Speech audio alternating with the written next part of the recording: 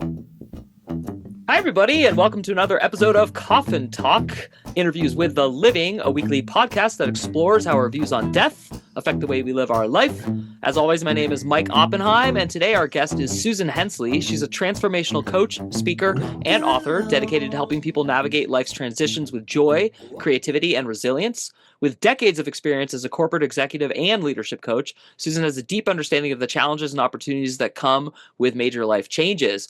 As always, in the notes will be a direct link to her website where you can find out a lot more about her, including links to her books. So please help us and help support our guests when you have time. And without any further delay, Susan, welcome to the show. Oh, thanks so much for having me. I've been looking forward to it. You and I have been texting for a while, so I'm very happy to be here. I love the subject. Awesome. And we have two standard questions. One, which we'll ask later in the episode, is what do you think happens when you die? But the first one is, how old are you? Where did you grow up? And what generation, if any, do you consider yourself a member of? Sure. I'm 60 on the dot. Grew up mainly in Northern California. I've since lived all over the world.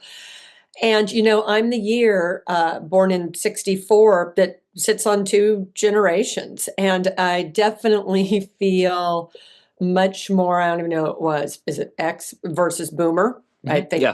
I don't know if it was growing up in Northern California and having like free thinking mother when it came to like religion and Esalen Buddhism or meditation. But I identify, I think, a little more with that generation.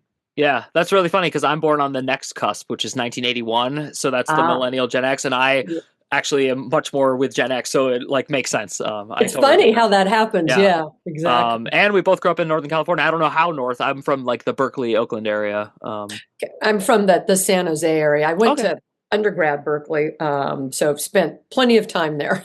cool. Awesome. Well, that's cool. That's always interesting. And it's, I don't know, there's always an instant camaraderie. Actually, last week's guest who I interviewed is also from California. And like, I don't know. It's weird, especially now in the year 2024, because California has gone through like 45 iterations, but the predominant quality that we all have is like you're exposed to a lot, especially at a young age. So, we now live in Austin. We moved there a few years ago, which somehow feels like a strange stereotype. It was No, not, I get you. I mean, what do you do? But today, ironically, I'm recording this from my parents' house, which is near San Jose. And I do think, and I mentioned my mother off the gate, and we'll get there in terms of what you think you died, hmm because she grew up very Catholic in the Central Valley on a hmm farm, hmm dairy farm, right, with immigrant sort of parents.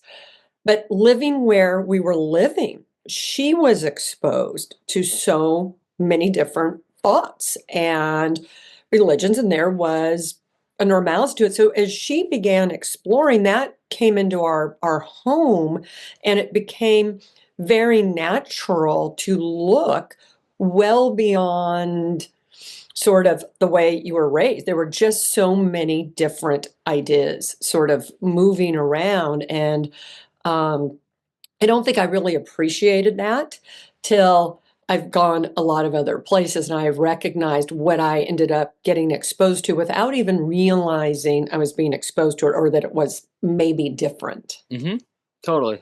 Um, yeah, and I also, I read your bio at the beginning of the episode, and a bio, it's just a short description I ask each guest for. So obviously you don't have time to give like the real you, but I always find it interesting when I meet someone who's not only from like the Bay Area, San Jose, Northern California, but who comes from that free spirit environment. And then you became a corporate executive, but now you're an author talking about art and creativity. So let's kind of like unpack all of that in whatever order you want to. But before you answer any of that, what were you a corporate executive for? Like what kind of business, or if you can even name the business? Sure. At a winery. It was in Okay. California, a large global conglomerate. First career in journalism. Oh, cool. Second career, all based on location and wanting to be near family. I fell into it. It was a huge company, but a terrific, terrific company until I stopped fitting it, if that makes sense. Yeah, Right. it really does. It really does. We're all those things, right? I can be, and I was an HR executive for many years. I was in strategic planning. We did a stint. I lived overseas in Hong Kong with my family for several years.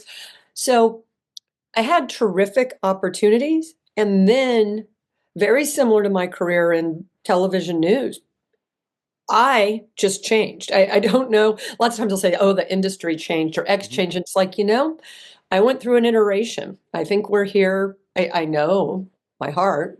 We're here to grow. We're here to evolve. We're here to explore a multitude of aspects of ourselves and break out of certain patterns, rather ancestral, right? Generational, ancestral, cultural.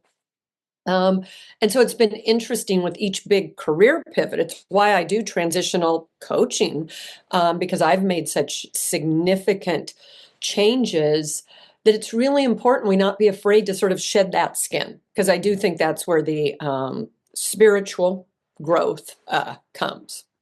And let's talk about that because I'm actually at an inflection point in my careers. I have like a couple, and I'm feeling sad in advance of what I know is coming, which is what you talk about, which is like the shedding of a skin. And it's like, it's a sadness because like there's a child in me who said like, no, no, no, this is the plan, and then there's the adult in me who, as you reference being an adult, and I can tell you have like the same playful sense of that word as I do.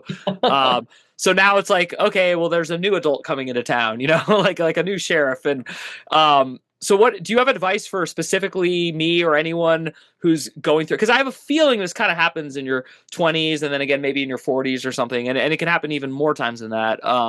How do you embrace, or how do you know that that's the real choice? Whereas, like, was there ever any fear? Like, well, no, no, no, I was supposed to be a journalist. This is supposed to be the rest of my life.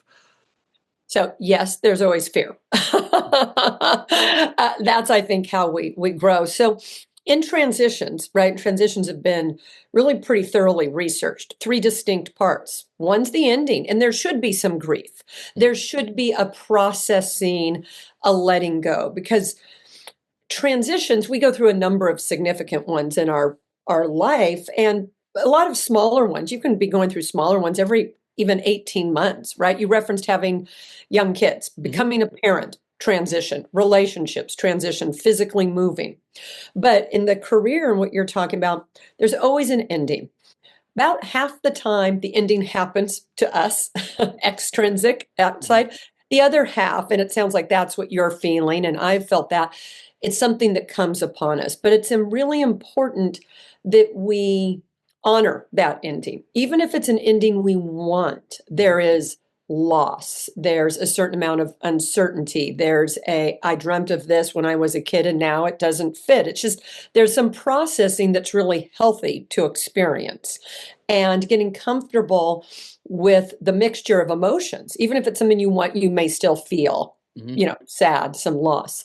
Then there's that massive, messy middle. Even if you think you know exactly what your next gig is, you don't. Yeah.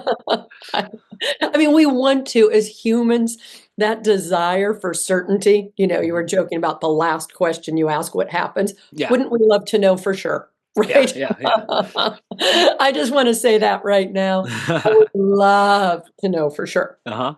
I'll tell you what I hope. Yeah. Totally. But big messy middle, sideways, backwards, and that's where, working with someone to help can be helpful, because what you don't want to do is stagnate. You don't want to run back to something that was close to what you used to do if you're really yearning for a big change. So there's a lot of courage needed in each part. Hmm. And then even the new beginning, like once you think you're on your way and getting established, there can be some surprises. There's many times a lot of excitement, but it can be harder than Hmm. we think. It may not be exactly what we dreamed of. So it's really interesting to just understand that as you're going through a big transition, there's components and you can slip back and forth.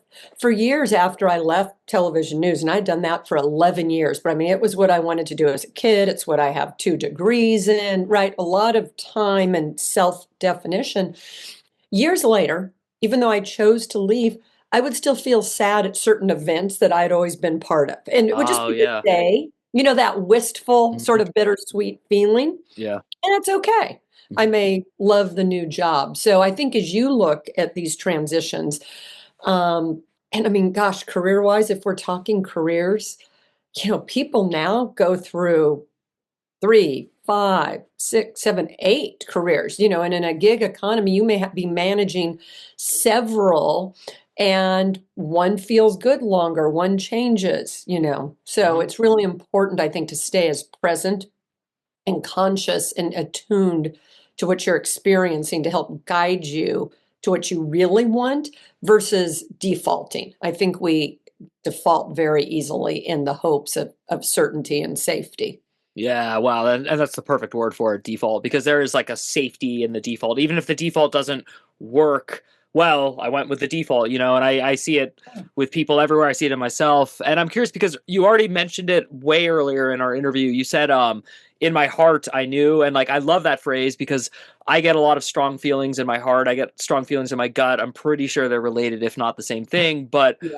um, I feel like now there's some real mixed messaging going on, and I don't just mean in America. I mean from like spiritual sources and like confidants and friendships and political like things, but where people are both afraid to trust that voice and also afraid to admit that they trusted it, even if they do. I'm curious, are you seeing that, or is that just me making that up about the world? Do you feel like that's changed in your life?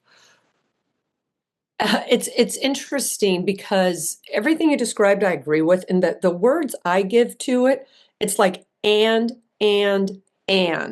that all of these things that feel contradictory are actually feeling to me true. Mm-hmm. Mm-hmm. It's and it doesn't make and this is I mean, talk about sitting in ambiguity and the need to, I believe, still meditate. You know, as we were messaging, I was talking about Mm-hmm. really doubling down on my meditation practice. I'm going to this Buddhist center in Austin that I'm really appreciating. It's like ground, our gut, our heart, our spirit, it's all connected, but there's so much noise in the pace of change, the energetic change, the world changing is intense. And so I think everything you said and described is true. We're more in touch, we're getting more messages, and we're more afraid. Mm-hmm. And we're not sure we should listen to it, but the messages are stronger. And we don't want to hear it. We want, right? Mm-hmm. And once again, as we talk about this, it's probably coming through. My general perspective is it's all for growth. Mm-hmm. And growth can be a struggle, right? I mean, you watch a weed or plant break through dirt, a baby learn to walk. I mean, whatever it is, if we separate from how we're feeling at this space and time, and you're watching sort of a dispassionate observer, Yeah. like a little colt getting up on its legs for the first time, if you're willing to say that's any of us at that moment, and knowing that the colt or whatever will figure it out and stand no matter how shaky, it Mm-hmm. makes that shaky, confusing sense that I feel like many of us are going through right now, uh, more acceptable, Mm-hmm. Mm-hmm. right? Or I can have more compassion for the amount of all these things feel true. Mm-hmm. All these, what's the real, what is, and is there space for all of it to actually be true? That's awesome. And I think I want to ask you the normal question, which you already alluded to, that you're going to say what you hope happens when you die. And I love that. So, because you already pre-phrased your answer that way, I would like to know if you believe anyone here actually knows. It's interesting. Because for a long time, I've been interested since my grandfather died when I was in college, read a lot of books on, near death experiences and the in the years. And I think there's people who've reached a level of enlightenment, rather. They're the whoever, Eckhart Mhm. Tolle of the world or Yeah, different. good Who's, example. I tend to, my belief systems align with that. There's something that feels true Mhm. to me in it. I had open heart surgery when I was 4. This was 1968 at UC San Francisco. Wow. And I had an experience. I was in a children's ward and with some very sick children. It was a big operation back in, it would still be a big Yeah. operation. I'm a mother. It would still be a huge operation if my baby at 4 was having open heart surgery. So, all fairness, it was Utterly terrifying as a parent. but as a parent, Yeah. right? But as the kid, you don't know. And I definitely had an experience that has stayed with me my whole life. And for lack of better words, there was light, there was peace, there was joy. I was, back in the day, you're in a ward with kids with cancer. There weren't like the nice little private rooms and all that. This is a long time ago. You're in like wards with metal beds, and felt love and support and peace. I don't know where that came from. I was just alone in the ward, but it stuck with me, 56 years of really intense. So when we say, what do I think happens based on that experience I had, and for lack of other words, just felt like God was holding me, angel was holding me, some light or power. And then when I've learned about different things, to me, that feels true. There's something. Now, rather, there's been a number of past lives, and we're in, multiple rebirths, or rather, there's just one when you move into that. I really don't know, but I do feel there's something much, much greater than what's happening here and what we're caught up in. That's awesome. No, I really like that. That was a incredible answer, and I did not expect any of that, so I liked it a lot. I think I'm going to come back to that, but I kind of want to get into like what this phase of your life is about, at least with your book, which is play and creativity, and like, because to me, the saddest thing that happened to me, and I say happened in the past tense because I've got it back, is at some point my career became about creativity and play, but because I was focused on making money from doing that, it ruined it. It wasn't play and it wasn't creative. And even if people said it was playful or creative, it didn't feel that way. And I don't like to blame things the same way you don't, but I do actually think it was very, very, very different when I was doing it and still trying to make money before social media and then since. And I want to explain why. And I think there's a famous documentary on it, but it's seeing the results of your work be rated by likes and hearts and comments and things like that is not at all, to me, playful or creative or fun. Like as a child, when I drew a crayon drawing, my parents just liked it, but they didn't say like, this got 3 hearts, the other one got 2. What was, so I know that was like a lot of emotional garbage from me directly, but also I think I'm speaking on behalf of a lot of people who went into life the same way I did. So what are your opinions on that? Because you do encourage play and creativity, and I'm thankful for that. And I want to know how you assess that with what social media has done to the average creative, playful person. Hey everyone, if you're a fan of the show, please head over to mikeyop.com and click the subscribe button. It's the best way to support us, and it's free. That's MIKEYOPP.com. Thanks. So destroyed it because, and one, I think in returning to ourselves, it is not on social media, period. So I want to separate the two. Yeah. When I art journal, I've been doing this 8 years, and it absolutely has unleashed my authentic self. It's made me braver, more open. It's been everything. I create purely for me.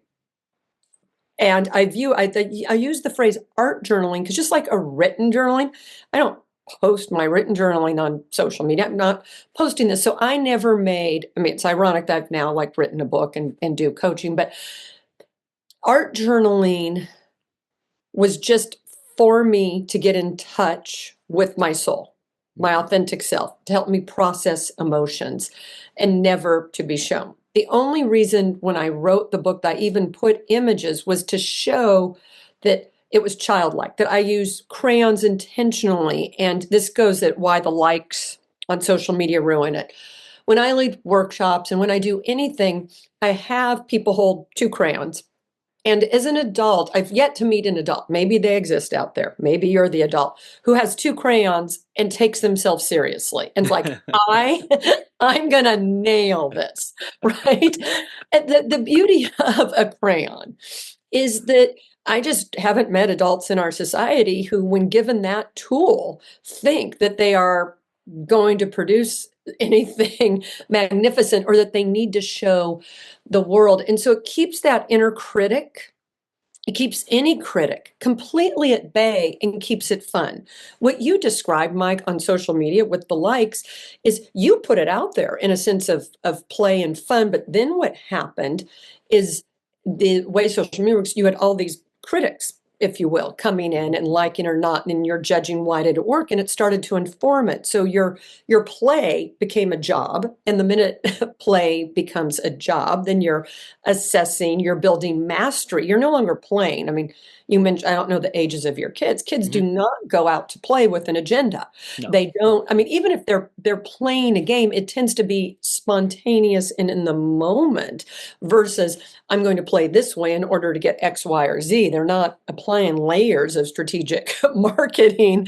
And that's what's happening in social media with the algorithm. So I think that's what destroys it. But I do think both things can coexist. You can create in your personal practices. And I'm a huge believer in coaching. Anyone who asks me is we all need ways to ground ourselves and to center ourselves and to come into touch with whatever higher power we think may exist or just our authentic self and try and let loose of all the success scripts, all the messages we get from culture of how we should be living our life. And so for each person, those practices may look different. For me, they're meditation and art journaling, playing with art, 10 minutes a day, just making a mess, never an end product, just color, collage. You know, I love Elmer's glue stick. I mean, I use stuff, 5-year-old, because it just keeps me from being self-critical and self-judgmental. And then I can sort of encourage myself. So we all need some practice, whatever that is. Then once we're grounded in a practice, then we can make more thoughtful choices about how to make a living.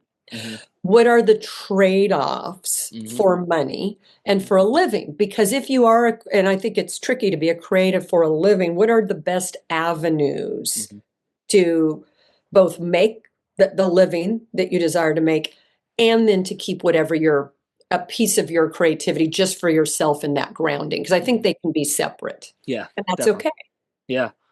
I'd love to ask you a couple questions about coaching, and I want to preface this for my audience, not for you, because I can tell you understand me and you're not going to be worried about any of this. But I have some friends who hear the word coach and they roll their eyes and they're like, "Oh, there's a million coaches now." Who? Blah, blah, blah. My question is related to that, but not in an eye-rolling way.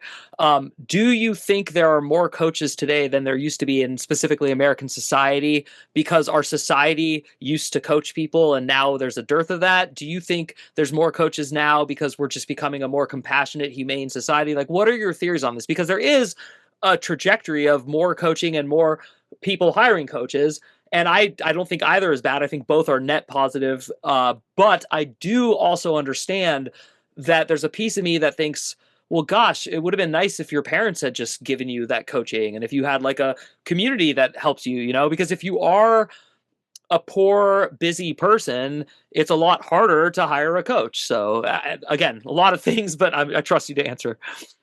Yeah. So yes, every generation things change, and it would be nice if parents could do that. I think our parents, and depending on the generation, each generation's done the best they can, but there's been so much social structure and social expectation about roles. And I mean, one thing we see is how much parenting really changes generation to generation as we learn, as the times change. So it would have been nice, isn't always the case. I think, and I agree with you, there are so many coaches. I think people want to share. I think they realize how much we need each other and how important it is to just give voice to our experience. You and I are sitting here talking and we're learning about each other. We're feeling each other's energy. I only know a certain amount about you, but I have empathy for you. I have connection for you. And I think that's why people are drawn to coaching and to being coached, because before you could have been seen as being weak, or it's like if you were getting mental health support. Now I think there's this sense of we're both more isolated because of social media, because of, Zoom, being able to be remote, and our desire to connect is so great and to help each other. And I think coaching at this moment is sort of I'm using air quotes, an acceptable way to find a way to connect sort of more authentically and to say, I need some help. One thing I love about podcasts in this format, because it's so accessible, is that if you don't have the money, there's a lot of really great content. Ironically, there's a lot of people who are willing, and what I try and do anytime, I try and give exercises, I try and give tips so a person wouldn't have to hire me. They could, I described the phases of transition and said it's always scary. So if you're going through a big transition and you're scared right now, you've just had a person who studied it told you you're exactly where you need to be. Yeah. I mean, that sounds so silly, and it's such a small little piece, but it's also that little bit of validation. So I would suggest that, yes, not everyone has the time or money, but one thing I do, as much as we love to hate sort of social media, and we were just talking about it, there is a lot of good content. And if something resonates with you, most of it's out there and it's free. You can sort of pick and choose what feels good to you. Yeah. And I think like the name even social media is like a misnomer because media is what you're talking about really. And then the Really, social yeah. side of it is like critiquing, liking, sharing. So True. like I could in theory quit Facebook, Instagram, and all the other sites. I could still release this podcast and people could find it and listen to it. And I think actually the only thing there's more of now than ever before than coaching would be podcasters. So I think it's hilarious that I even asked the question because I get flack from people like, oh, you're another guy with a podcast. But actually, to your point, I get told by enough people this podcast helps that I wouldn't care at all about anything else. And it's the least end-driven project of my life. And oddly enough, one of the most fulfilling. So I see a lot of wisdom and I see what you're saying, like in my own reality. And then I think I ask this with a lot of therapists, but I actually feel compelled to ask you because you're just such an honest person and you have like a sense of candor that I can tell is impenetrable. Yeah. Has this ever happened? And if it hasn't, I would like to know how you would handle it. Would you ever consider a person uncoachable or tell them, I'm sorry, I can't really help you anymore? I'm not saying you wouldn't even take them on, but like after an initial meeting or something, has that happened to you? Yeah. So yes and yes. And why it's so important, and each person's going to be different. If you have a service mindset, the goal is to use each other's time well. Mm-hmm. If this person has come, they want something. And if I can tell that whatever suggestions I'm having just are not getting through, or there's so much resistance, and where it tends to happen is if a person is sent to you, right? I spent a lot of years and somehow Yeah. they have to. Mm-hmm. I think people who truly want to make change will. But yeah, I'm a huge fan of not wasting each other's time. Now, I have said I don't think this is working. I don't think you're going to get anything out of it, and I'm here to do that. I've had one person say they are getting something out of it, which surprised me, and it was a good lesson. And we had to talk about what, because I was so curious. What are the signs? Like, what is it you're getting? And here's why I'm getting confused. And it was interesting because it got into the affects that other relationships in that individual's life also didn't understand, right? So there was a difference between maybe what a person was seeing and hearing and the way they were demonstrating it. But other times people sometimes just admit, just you're not for me. So I think it's important in business relationships, any relationships, just to realize not everything's for everyone. And what I love about the number of podcasts there are, just like the number of coaches, is before things, and obviously things are still scaled. I mean, Amazon. But what's really particularly great is even if you touch a small circle, it's still a circle that ripples, right? There's this weird thing that bigger is not necessarily better because we're individuals giving off energy and it builds collectively. And I think that is one thing I love about podcasts. And to your point, you've gotten enough feedback that it's of service. And that's motivating you. I'm now putting words in your mouth, so I apologize. No, that's fine. Yeah. And for whatever reasons, it keeps because it's a lot of work. You've got a labor of love going on. This is time, it's commitment, it's organization. And yet that sense of it's touching some people motivates you to keep putting the energy into it for some period of time.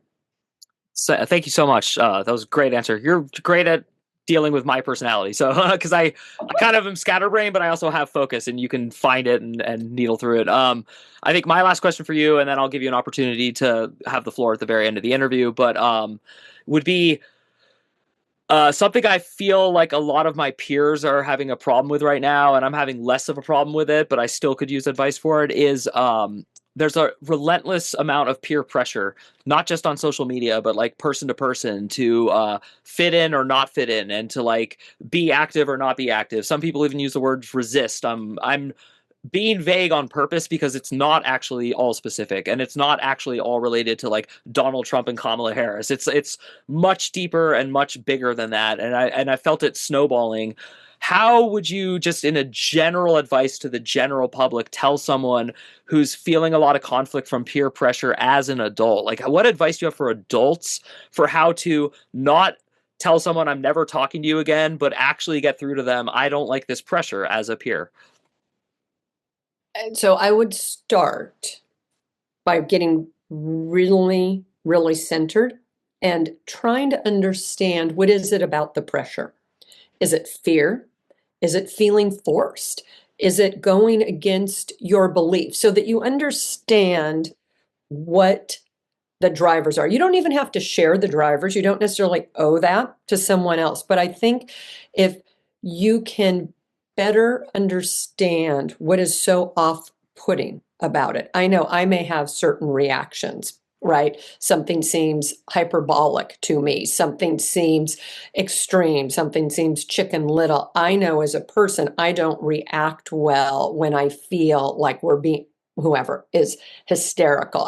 I personally need this. So I have to spend some time, and I would advise if anyone's getting really centered in either journaling or creating, so that you understand what is off-putting, right? It just may be a philosophical difference, but in many cases it goes deeper. It could go into something from your childhood, feeling forced or pressured, or when you did or didn't act a certain way. Once you get quiet in yourself and you've worked through the layers, because there's probably something, there could be several things, right? It could be fear of not fitting in that stems from childhood, when you really need groups. It stems from being a young child where you must be taken care of for your survival, right? So what is the pressure actually coming from? I then examine, how important is this relationship? If it's a key relationship, then it's probably worth a very honest conversation, that you are so important to me. This is what I value about our relationship. Right now, I'm not in a space to be taking these actions. I don't know that that will always be the case, but I'm not there now. Can we agree to take a break from this discussion? Right? But I think it starts with you explaining what you value about the relationship and that you want to preserve it. If you don't value the relationship and you don't want to preserve it, then it's an interesting exercise, because not every relationship that we just have is one that we derive true value from, that we want to preserve.